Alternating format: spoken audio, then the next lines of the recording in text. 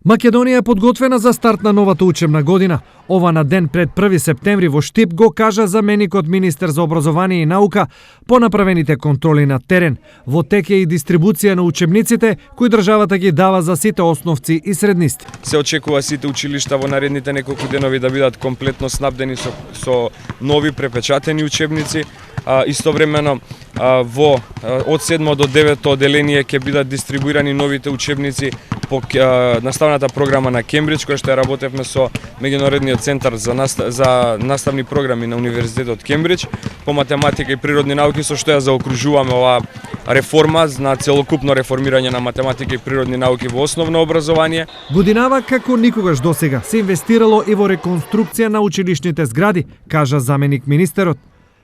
Истовремено се завршени сите градежни активности кои што беа планирани за летото. 60 училишта беа планирани заклучно со завршувањето на летниот распуст да бидат завршени со санација, доградба и реконструкција. Тие се веќе подготвени, ги очекуваат учениците да дојдат. Изјавите за стартот на учебната година заменик министерот ги даде на свеченост по повод пуштањето во употреба на нов спортски терен во склоп на Штипскиот универзитет.